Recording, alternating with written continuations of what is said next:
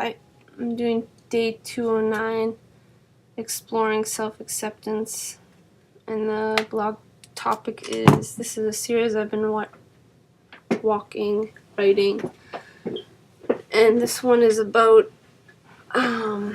standing alone, and the title is I Can't Stand Alone. And within this I did self-forgiveness on looking at points of standing alone and how I have approached standing alone within myself and my past, which I realize have caused suppression within me and a fear. It's fear within me that is being created when I am alone in situations and am alone in standing up for, specifically in this process, as we're standing up for the principles of oneness and equality, and the process of living this in our physical living application. And so at times it is where you have to stand alone, because it's kind of a new set of principles that are being lived that kind of go against what we've always known, like treating everyone as equals completely, animals, environment, people. And within our society we see how divided everyone is, with religions and races and countries and borders.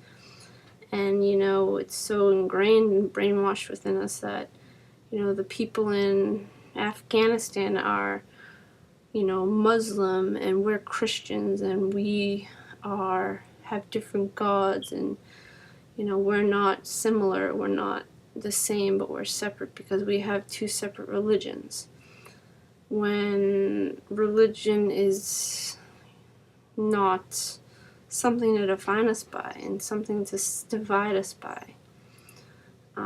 It's a point obviously we have to walk through, understand, realize certain points. That is, walk through the process that I'm walking here at Desteni. But that's not what this blog is about. And the point was that we see ourselves as separate with all these different definitions that we attach to ourselves as, race and color and nationalities and borders, when really we're just human beings. We all have to eat, we all have to breathe, we all have to, go to the bathroom, we all have to have shelter, and we all have to have clean water to drink. We all need these basic necessities as human beings and as physical beings, as we physically live here, and we need these conditions to be able to live here. And so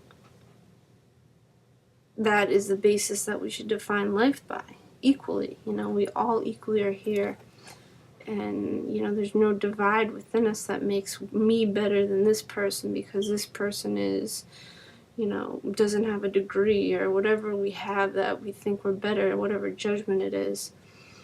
And so separation is not valid, really. It's not real. It doesn't define who we are as human beings, who we are as life. And so within this process, this point of standing within this understanding or realization within myself, it causes conflict in my world, because people, it's like the tradition in this world is religions and nationalities and being proud and basing yourself on what degree you have and where you've been and what you are as within your job, and all sorts of points that define you and make you who you are. And it's hard to give that point up, because who are you with nothing? Who are you just as a human being? And so that's a cool point to realize that we are life, and we have a lot of potential within that understanding, and then creating these principles in our living. Equality, support systems that are equal for all, and equal within all life forms, and respecting and honoring life to create a balanced support system that is self-sustaining and self-correcting. Because within ourselves, we correct ourselves to what is best for all. Within the systems that we create and implement points that correct themselves to be best for all. That's another blog. So I'm going to go back to the topic of this one.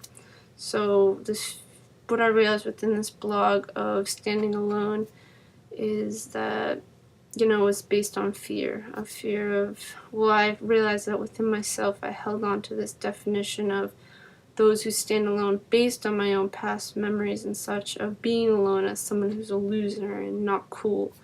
Because like in school, I was teased and stuff, and I had this point within my life, within my school life for a few years, that I was alone.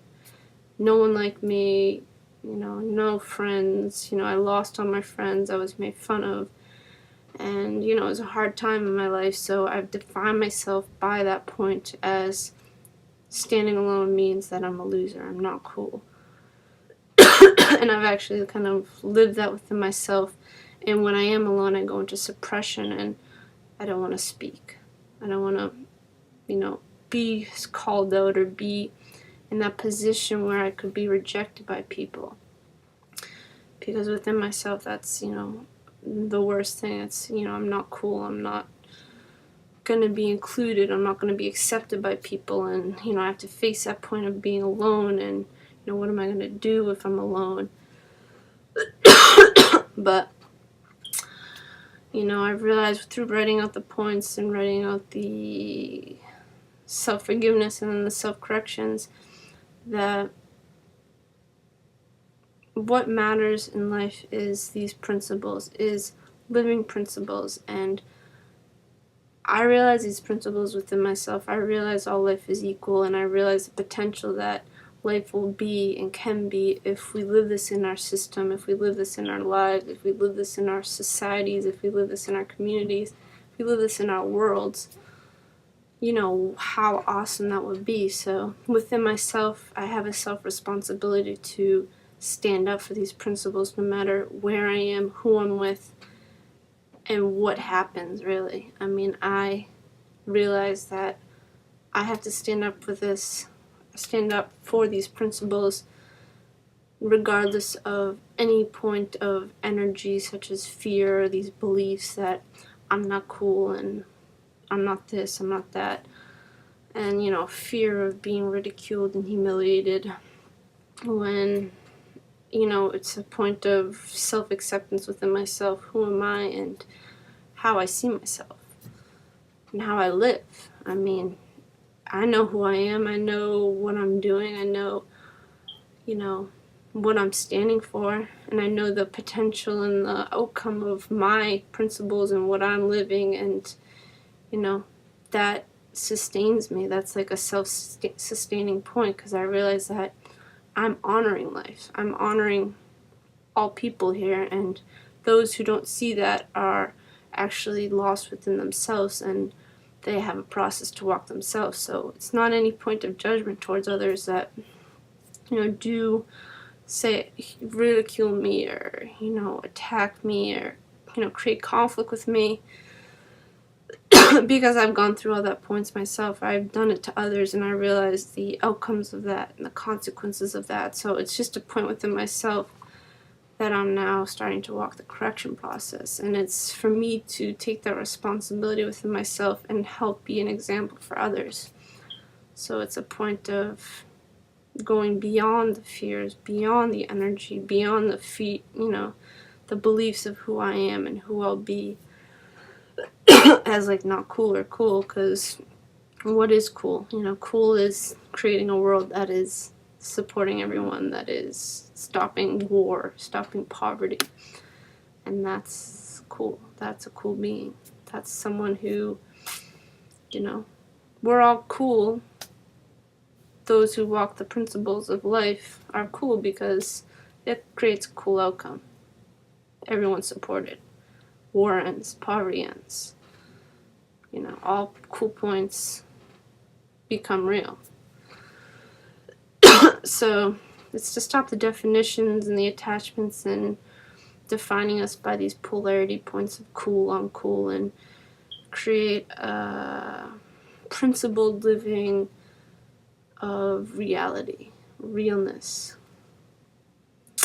and accepting myself for who I am, knowing that within myself I will create the change that's necessary for me to correct the points that I see aren't cool and not, living within the alignment of equality and oneness. So using that point of realization that I will correct myself, I'll do the process of writing self-forgiveness and corrective statements and walk the process until it's done. I mean, I've made that commitment within myself. I made that decision. So that point within me has sustained me, has given me a sense of grounding and stability within my life, that nothing can touch me because I realize who I am.